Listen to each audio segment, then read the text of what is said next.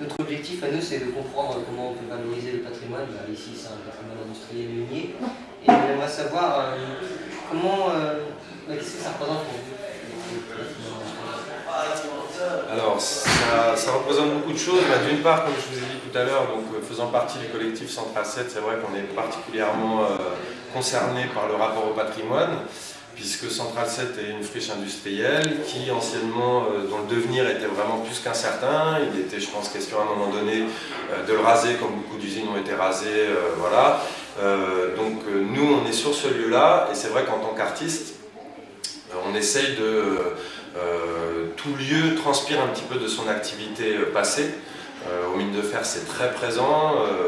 Après, suivant la sensibilité de chaque artiste, on peut ou non ressentir alors des vibrations, c'est un petit peu abstrait comme idée, mais on ressent en tout cas les traces du labeur, les traces à travers l'infrastructure, le gigantisme de l'infrastructure. On peut deviner combien le travail pouvait être difficile.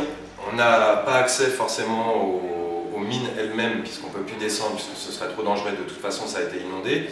Mais on peut imaginer à quel point le travail était dur, et c'est des choses qu'on essaie de retraduire, c'est des émotions, des sensations qu'on essaie de retraduire plus ou moins directement dans la représentation de notre travail. Donc déjà en ce point-là, on est vraiment très directement concerné par le patrimoine. D'après moi, c'est une des belles manières qui existe de refaire vivre un patrimoine qui était un petit peu endormi, voire en passe de disparaître. Il me semble que c'est une belle façon de ramener de la vie dans un lieu qui était un petit peu en stand-by.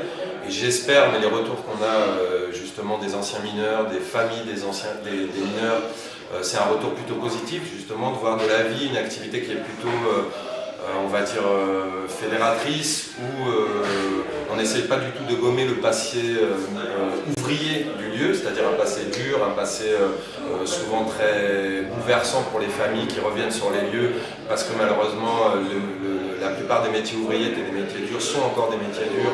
Et évidemment, le métier de mineur, c'était un métier incroyablement dur. Donc voilà, nous on essaye de communier avec tout ça et de rencontrer ces gens et de refaire vivre un petit peu cette histoire-là dans le travail.